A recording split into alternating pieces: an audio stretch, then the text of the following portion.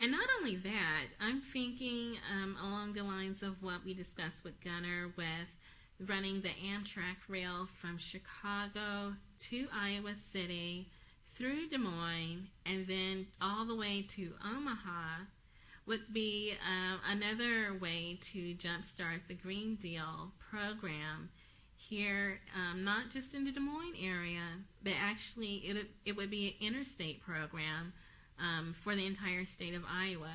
So these are also construction projects that we could consider and maybe even use the Metro Transit Hub as a pilot for a Green Deal program, a job creation, and see how that works, fine-tune it, and then go so far as to run a new passenger rail system from Chicago through Des Moines to Omaha.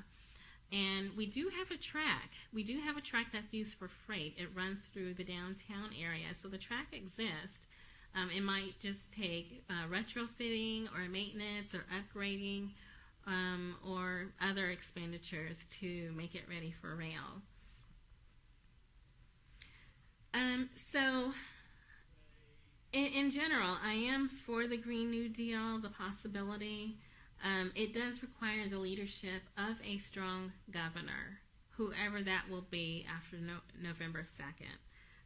I'm looking forward to the future and what whoever wins the election has to bring to the table. I do want to thank everyone for supporting the fictionalization of renewable energy issues that I created, the Solaris Sun book, at my book signing at Plain Talk Books earlier this week. I got a lot of questions dealing with renewable energy. That was my third signing, and a question has come up quite frequently. For instance, why doesn't every home in Des Moines have renewable energy installations like solar and wind? And I did mention in earlier shows that research and development and technology are not the barriers.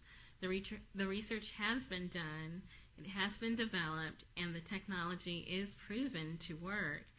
Basically, economic policy driven by fossil fuel dollars is the barrier. And we'll see that more in the show too. As the White House announced, and this is going back to what I said about the White House announcing solar panels in the solar panel episode, which I think was episode number 3 of Blue.Green.Fusion. They're going to be installing solar panels next spring, in addition to the ones they already have from George W. Bush. Barack Obama is going to put those panels up. At the same time, we have more oil drilling in the Gulf. So we're kind of two steps forward, 2 steps back, or maybe even 3 steps back, and we'll see where we end up. But I'm looking forward to a giant leap forward.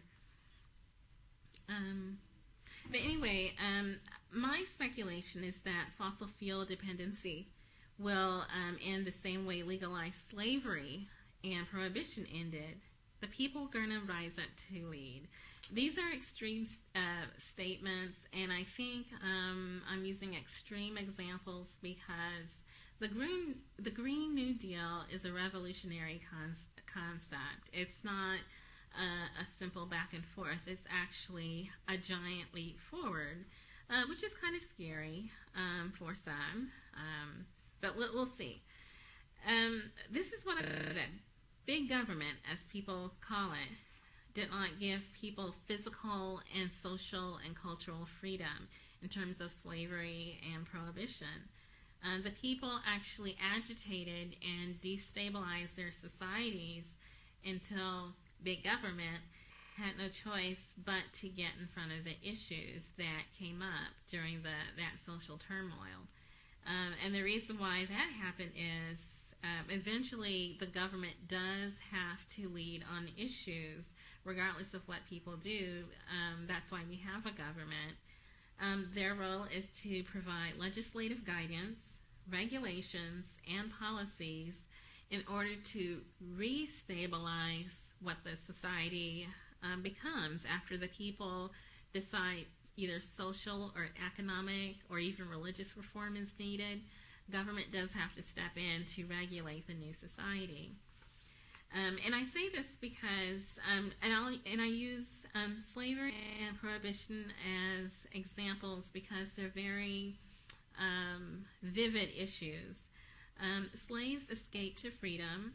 They fostered rebellions, and then abolitionists joined the effort to destabilize that deeply entrenched economic system. And that was all prior to executive orders by President Lincoln. That would become the Emancipation Proclamation. The same thing with prohibition.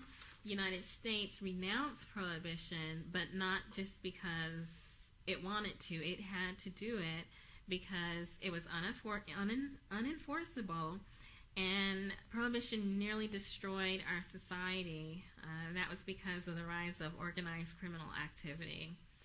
So, and then also people rebelled individually through illegal imports from other countries, and then also having their own underground businesses. They couldn't enforce prohibition. The people decided that it wasn't a policy that they wanted or that they supported or that they would obey, and so the government had to step in, and now we're taxed. So that's how things like that work. Speaking of the Green New Deal, I'm going to mention that prohibition was actually repealed during the first term of Franklin D. Roosevelt. He actually repealed prohibition, and that was along the same time that he enacted not the Green New Deal, but the New Deal. So significant social change during FDR's term. I do want to say that it's looking like our society is trending towards renewable energy. We cannot escape from it. We can't ignore it. We can't pretend that it doesn't exist. This is a trend that's actually not going to go away. And I'll even look at another article, and this is from 2 years ago. November 24th, 2008, from the Boston Globe. Obama urged to create a Green New Deal. And it goes on to say, an enormous federal government investment in clean technology would provide low-cost capital to accelerate energy efficiency, build massive renewable energy projects, and jumpstart a sustainable low-carbon economy, these groups say. Excuse me.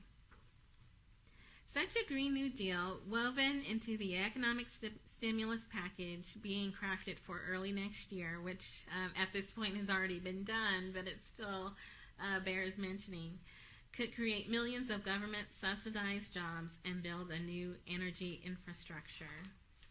The article goes on to say that some business leaders say that while renewable energy is a laudable goal, no technology exists that could replace the reliability of fossil fuels. If too much federal money is given to subsidize alternative energy or force a stringent cap on heat-trapping emissions, they say the ensuing energy price spike would severely undercut an economic recovery. That's one theory, and that could possibly happen, or it could happen another way, that the more we invest in renewable, the more we increase the energy output, and kind of like our hybrid cars, we could use them in conjunction and then slowly increase renewable and lower the ratio to fossil.